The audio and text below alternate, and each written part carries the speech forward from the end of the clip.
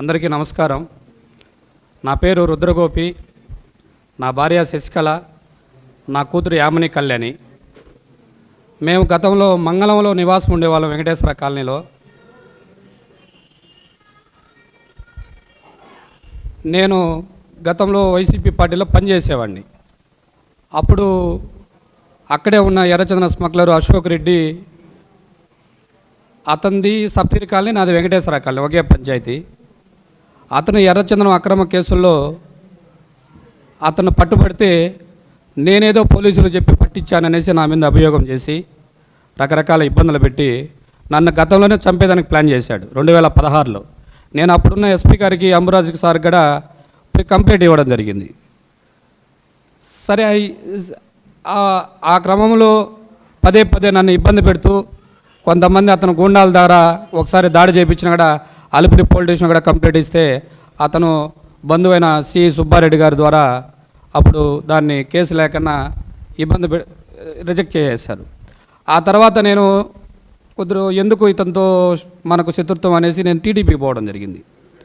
సరే, అప్పుడు ఉన్న కారణాల వల్ల అప్పుడు 2019లో వైసీపీ పార్టీ తెలుగుదేశం పార్టీ ఓడిపోయినాక అతను మా ఇంటికాడ జేసీపీలు తెచ్చి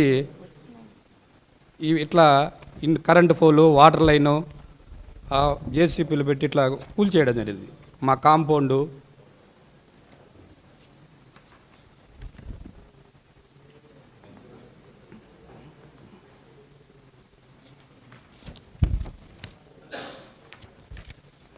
ఒకే ఒక కానిస్టేబుల్ వచ్చాడు అప్పుడు ఆ రోజు మా ఇంటికాడికి.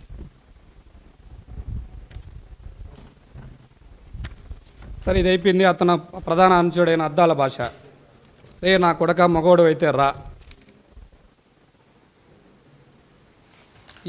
ఇతను ఎర్రచందన స్మగ్లరు అశోక్ రెడ్డి అయితే వసంత్ అశోక్ కుమార్ రెడ్డి అతను ఫేస్బుక్.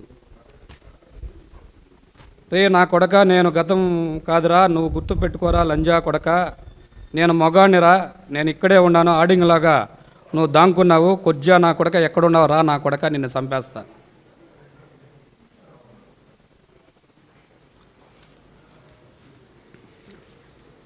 నేనైతే సోషల్ వర్క్ చాలామంది చేశాను నేను. అతను మరి ఎర్రచందనం ముసుగులో, కద్దర ముసుగులో ఇట్లా దొంగతనంగా ఎర్రచందనం అక్రమ కేసుల్లో పట్టుబడి నేను దొంగను కాదు. ఇతని మీద గతంలో కాళాశ్రీ పోలీస్ స్టేషన్లో ఇది అది పెట్టి మా వీడియో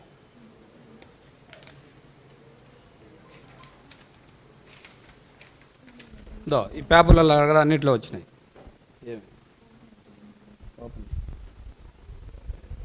ఇప్పుడు మళ్ళీ కత్తులు ఎత్తుకొని, రాడ్లు ఎత్తుకొని మా ఇంటికాడ సీసీ కెమెరా రికార్డు కూడా ఉంది. పదే బెదిరించడం, చంపేస్తానడం.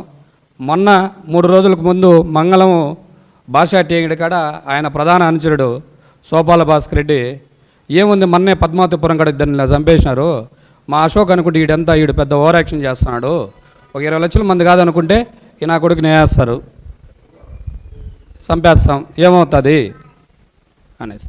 నాకేంద్ర అంటే నేను సోషల్ వర్కులు చేస్తుంటేనే కానీ, ఏదన్నా ఇష్యూ మీద కానీ, ప్రజా సమస్యలపైన పోరాటం చేసింటే కానీ వ్యక్తిగతంగా ఈరోజు కూడా నాకు అది అవసరం లేదు. నాకు 2 బిడ్డలు, పాపకు పెళ్లి చేసిన, ఆ అమ్మాయి అనస్థీసియా, ఈ అమ్మాయి 4th ఇయర్ బీటెక్ గుంటూరులో చదువుతుంది సెయింట్ మేరీలో, నేను నా భార్య.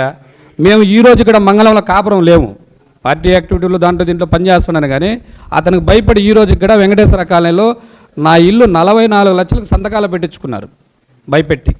ఫస్ట్ వాటర్ లైన్ కట్ చేశారు, మళ్ళా వాటర్ లైన్ కట్ చేసి మాకు బోర్ ఉండదనేసి బోర్లో నుంచి వాటర్ వేసుకుంటాడు, కరెంటు పోలు గుద్దేశారు, కాంపౌండ్ వాళ్ళు కొట్టేశారు. నా భార్య మాట్లాడుతుంది, 2 బిడ్డలు దొడుకొని తిరగని అధికారుల దగ్గరికి లేదు, తిరగని రాజకీయ నాయకుల దగ్గరికి లేదు. ఈరోజు అమ్మాయికి బీపీ ఉంది, షుగర్ ఉంది, షుగర్ 340 ఉంది, బీపీ 130, 140 ఉంది. 3 రోజులు అయింది భోంచేసి. ఆ ఫోన్లు వేరే వాళ్ళు చేసి, అన్నా ఎందుకు నా జాగ్రత్త, ఇట్లా అనుకుంటాడన్నా, చంపేస్తారంట, నీకెందుకు నా కార్యక్రమాలు చేస్తావు, నువ్వు అందరినీ పిలుస్తావు, నీకెందుకు ఈ రాజకీయాల్లో నువ్వేమైనా సంపాదించుకున్నావా, అది కూడా లేదు, వాడితో ఎందుకు, వాడు కోట్లు సంపాదించినాడు. 2013 వరకు కొండపైన ట్యాక్సీ డ్రైవర్ అతను. ఇన్ని 100 కోట్లు యాడ్ నుంచి వచ్చినాయి తెలీదు. ఈరోజు మంగళంలో 100 కోట్లు ఆస్తుంటుంది. మంగళం ఉమ్మడి సెట్టిపల్లి పంచాయతీలో దాదాపు 40,000 మంది జనాభా ఉన్నారు. ఎవరికి ఇక్కడ అండర్గ్రౌండ్ లేదు. దాదాపు 200 అంకణాల అండర్గ్రౌండ్ ఉంది. ఈ ఎర్రచందనం పేర్చేదానికి అతను. ఇవన్నీ కూడా గతంలో నేను ప్రశ్నించానని నా మీద ఈ మార చేయడం. ఆ వీడియో దాంట్లో పెట్టి ఈ సీసీ కెమెరా రికార్డులో కూడా కత్తులు అన్నీ ఎత్తుకొని వాళ్ళ అనుచరులు కూడా వచ్చారు. ఇది కావాలండి దాంట్లో ఒక బండికి వచ్చి కత్తులు, ఒక బండికి రాడ్లు. నేనేం పాపం చేశాము? లేదు నీ సొత్తుకి ఏమైనా వచ్చానా, లేదు నీ ఆస్తికి ఏమైనా వచ్చానా? ఇప్పుడు వెంకటేశ్వర కాలనీ కాడ అత్తూరు వయసు పక్కన ప్రభుత్వ స్థలం ఉంది, జియోస్ లేఅవుట్లో 1 ఎకరా ఉంది. గతంలో నేను సిపిఎం పార్టీలో ఉన్నప్పుడు అక్కడున్న పంచాయతీ షాపుకు ఇల్లు స్థలాలు కావాలని దాంట్లో కూడా స్థలాల్లో గుడిసెలు వేయించాను, అక్కడ పంచాయతీ వర్కర్లకు కావాలని. ఈరోజు కూడా అతను కబ్జా చేసుకున్నాడు 1 ఎకరా. అంకనం 2 లక్షలు వేసుకున్నా 200 కోట్లు అవుతుంది అది. అట్లాంటి నేనేం ప్రశ్నించలా. సరే అతని పాపను అతను పోనీలనేసి. మీకు ఇప్పుడు గతంలో సప్తగిరి కాలనీకి ఒక ఎస్సీ మహిళ సర్పంచ్ ఉండదు పాపం. ఆ అమ్మని అడగండి, వాళ్ళ ఇల్లు కూడా చూపిస్తాను. అతను చేసిండు అరాజకీయాలు. వాళ్ళ కొడుకు బీటెక్ చేశాడు, ఆ సర్పంచ్ ఎస్సీ ఆమె మహిళ కొడుకు. మా కొడుకునన్నా నాయన నువ్వు సూపర్వైజర్గా పెట్టుకోండి అంటే ఎందుకు పెట్టుకునేదని అంటే, ఆ అబ్బాయి ఇల్లీగల్ కాంట్రాక్ట్ పెట్టుకుని ఈరోజు ఎయిడ్స్ వచ్చి పేపర్లు ఎదుర్కొంటాడు కాలాసలు. వాళ్ళ దీనమైన స్థితిలో ఉన్నారు. అవన్నీ కూడా నేను ప్రశ్నించలే.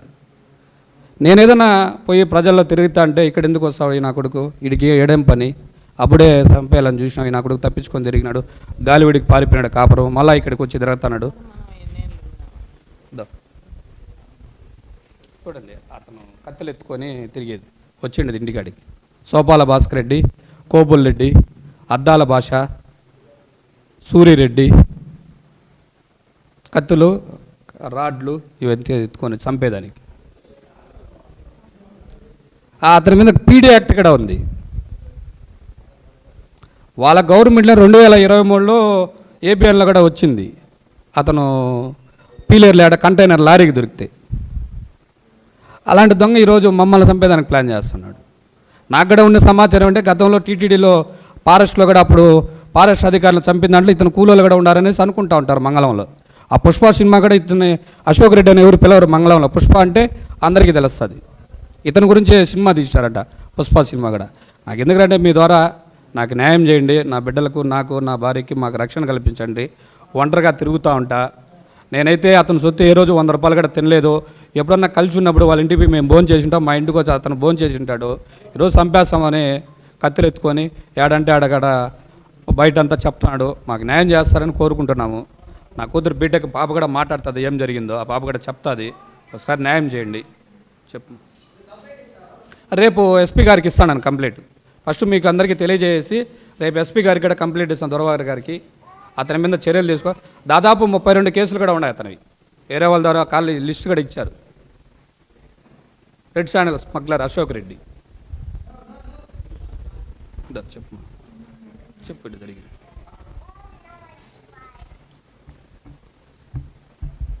అందరికీ నమస్కారం.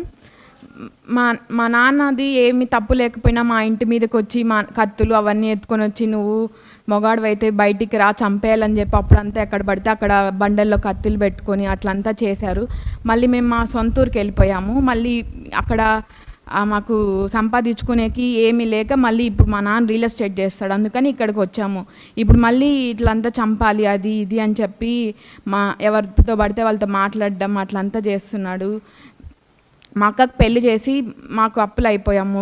ఇంకా నేనున్నాను, ఇంకా మా నాన్నకి మేలు చేస్తారని చెప్పి కోరుకుంటున్నాను. చాలా అప్పుడంతా కూడా మేము తిరగని వాళ్ళ దగ్గరికి లేదు. మా నాన్నని చంపేస్తానని చెప్పి మా ఇంటి మీదకి వచ్చి రాళ్ళేసి అలా అంతా చేసి మా ఇంటి పోళ్ళు అవన్నీ కొట్టించేసి ముందర షెడ్ వేసింటే అవన్నీ తీపిచ్చేసి మా తాతయ్యని కూడా ఎలా పడితే అలా మాట్లాడాడు. 60 ఏళ్ళ పైన ఉంటుంది ఆయన్ని కూడా ఎలా పడితే అలా మాట్లాడి నువ్వు తీరా ఫస్ట్ అవంతా అని చెప్పి అలా అంత పెద్ద ఆయన్ని కూడా గౌరవం లేకన్నా మాట్లాడాడు. అలా అంతా చేసి కత్తులన్నీ ఎత్తుకొని రావడం కానీ ఇప్పుడు కూడా మళ్ళీ అలానే చేస్తున్నాడు. మీరు మా నాన్నని కాపాడతారని కోరుకుంటున్నాను. మేము అప్పుడు మా ఇంటి మీదకి వచ్చి ఇట్లంతా కొట్టేసి అవన్నీ చేసినాక మేము మా ఊరికి వెళ్ళిపోయినాము. అక్కడ గాలివేడికి వెళ్ళిపోయినాం. అక్కడ 6 ఏళ్ళు ఉన్నాం. ఇప్పుడు ఇక్కడికి వచ్చి 1 సంవత్సరం అయిందంటే అక్కడ వ్యాపారాలు మంచి చెడ్డ లేవు. మా పాపకు పెళ్లి చేసి 30 లక్షల దాకా అప్పయినాము. అక్కడ ఉంటే ఏం బతుకులేము, ఇక్కడ వచ్చి బతుకుందామని వచ్చి వ్యాపారాలు చేసుకుంటా మళ్ళీ మా ఇంట్లో వైసీపీలోకి చేరడం జరిగింది. ఇప్పుడు అదే మొన్న ఆడ మీటింగ్ పెట్టింటే వైఎస్ఆర్ జయంతి రోజు మీటింగ్ పెట్టింటే ఆ రోజు అందరూ వచ్చి మాట్లాడిన అందరూ పోయి మాట్లాడినారని ఆ రోజు నుంచి అట్టి అంగులు కడవాణి చంపేవాళ్ళు అది ఇది అని మాట్లాడుతున్నారు. మాకు ఎవ్వరు లేరు సార్, మీరే మాకు న్యాయం చేయమని కోరుకుంటున్నాం సార్.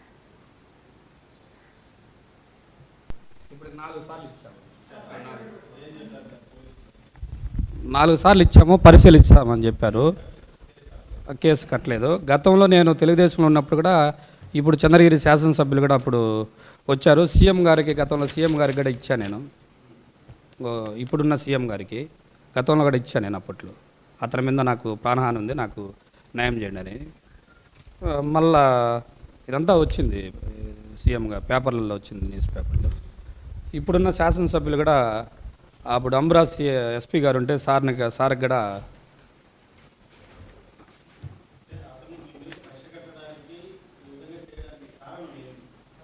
అంటే అతని మీద కేసులు పెట్టారంట, ఎర్రచంద్రం కేసులు. అంటే లక్కిరెడ్డిపల్లిలో నేనే పెట్టించాను, చింతకొమ్మ దిండిలో నేనే పెట్టించానంట కేసు, వడమాలపేటలో నేనే పెట్టించాను, తిరుచానూరులో నేనే పెట్టించానంట, ఏర్పేడులో నేనే పెట్టించానంట, పీలేరులో నేనే పెట్టించానంట, సత్తివేల్లో నేను పెట్టించానంట, పుత్తూరులో నేను పెట్టించానంట, నగిరిలో నేను పెట్టించానంట, కడపలో నేను పెట్టించాను. అంటే నాకు అంత పవర్ ఉందా?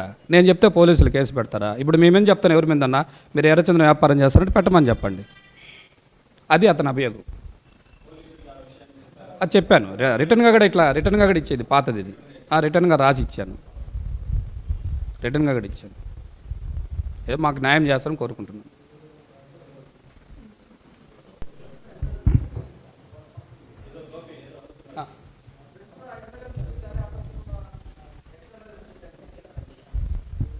అంటే ఇది నాకు పార్టీకి నాకు సంబంధం లేదు, వ్యక్తిగతంగా అతను వైసీపీలో ఉండొచ్చు, నేను వైసీపీలో ఉండొచ్చు. పార్టీ పరంగా అయితే నేను ఇక్కడ కూర్చోలేదు.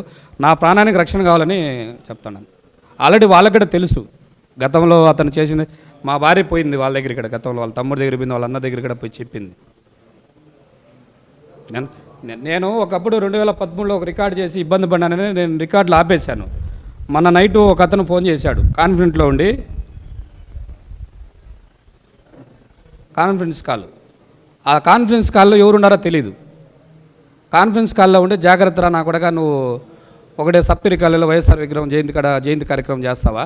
నువ్వేమనుకున్నావు, ఉండాలనుకున్నావు, పోవాలనుకున్నావు. ఇది కూడా వాళ్ళకు ఎమ్మెల్యేగా దృష్టికి పెట్టాను, ఎక్స్ఎమ్మెల్యే వాళ్ళు. ఇక్కడ జరిగిందని ఇక్కడ రికార్డు ఒకటే ఉంది నా దగ్గర, కాన్ఫరెన్స్ కాల్లో. అది ఎవరున్నారో కూడా తెలియలేదు.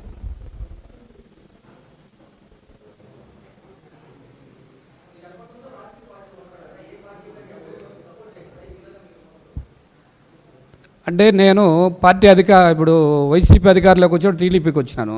5 ఏళ్ళు ప్రతిపక్షంలో పనిచేశాను.